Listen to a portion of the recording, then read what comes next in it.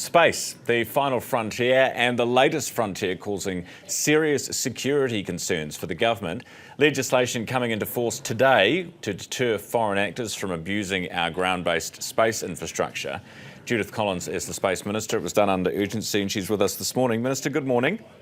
Oh, good morning, Ryan. Good morning, good to have you on the show. Can I start first with this story from the Herald? This is about the increases, your Public Services Minister, the increases to the amount that members of boards or chairs of boards will be paid if they're on running government agencies. Why now? Why are we doing this? And some of them up to 80% from what I can understand. Well, some of them are also at the moment paid $40,000 a year to do a job that is critical for delivery of public services to the New Zealand public. So there, in fact, in many cases, people would be shocked to know how little many of these people are paid. And the comparable role in those cases in the private sector would be around $70,000. So there are some, obviously, entities where they're involved in and responsible for billions of dollars of taxpayer dollars, and also delivery of services, whether it's the Blood Service, it's ACC, or the Crown Research Institute's TVNZ. These are entities where you actually want people who know what they're doing, not people who are just somebody who's willing to do a job which could take an awful lot of time and experience for, say, $30,000. Is that what's happening now? $40,000. Yeah. So basically, I heard Chris Hipkins on before. I mean, he used to be at this role, Public Service Minister. He should know the facts. Many of these people are paid basically to travel to Wellington to do the job, go home, and they miss out on all the work that they should be doing, their own businesses, but also we need experienced people. This is not a time to be silly about it. And it's about 10 years since they had a decent pay increase.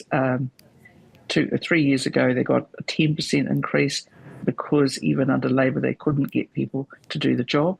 And we need to make sure we've got some options. How many on our boards currently shouldn't be there?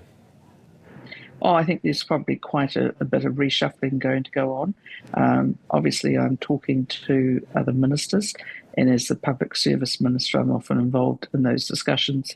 We simply cannot afford to keep treating some of these services as though it's nice to have. I mean, I was pretty shocked to find that large numbers of the public service now and their senior leadership teams in ministries, government agencies and departments do not have a financial controller on their senior leadership team.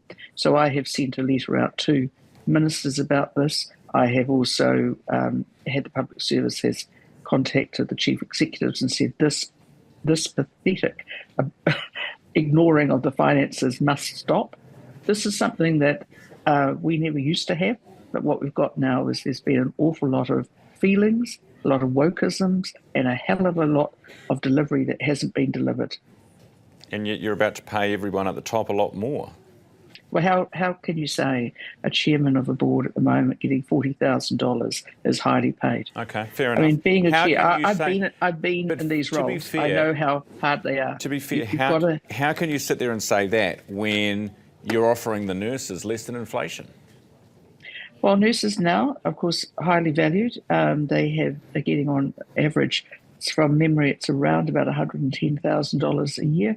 Plus, there's other things like various other benefits that they get from it. But you're talking about these board chairs, in some cases, are responsible for millions or even billions of dollars. And actually, this is really important that we get this right.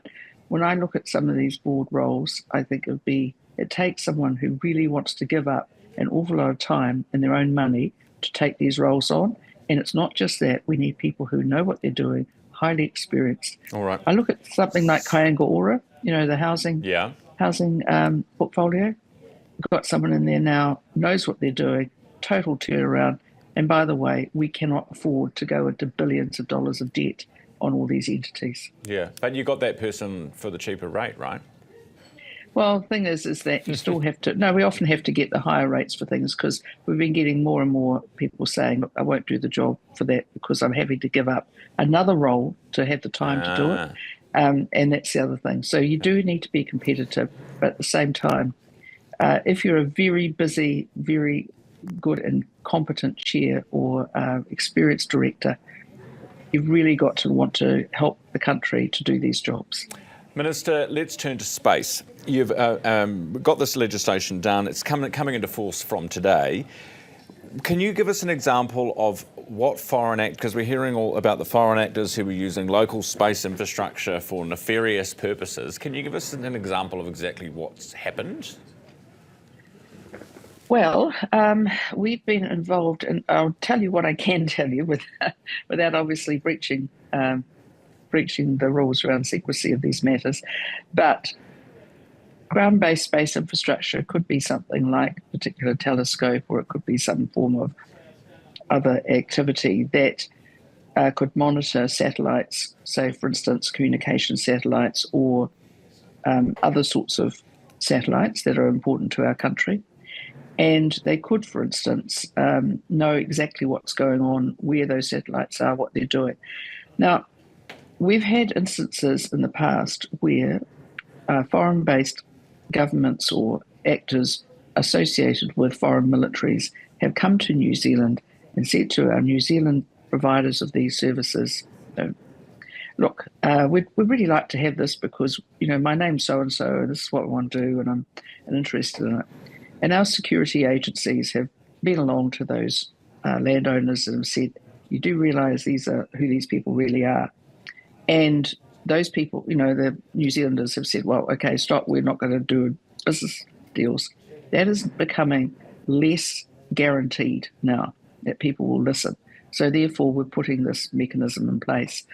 We provide this sort of service to many of our Pacific neighbours, by the way, helping them when they get approached by foreign-based militaries who are basically having them on, conning them into something. The same thing happens in New Zealand, and we'll be probably one of the very first countries in the world to have this sort of regulation and ability to stop this. Chinese agents or agents of the Chinese government that you're talking about, if we know that they've come here and tried to do this, do we revoke their visa? How are they getting into the country? Are we following up on that now that they've left? Well, I'm not stating any particular country, but I'm very clear, and I think this is not legislation that's specific to any particular nation or ethnicity or anything.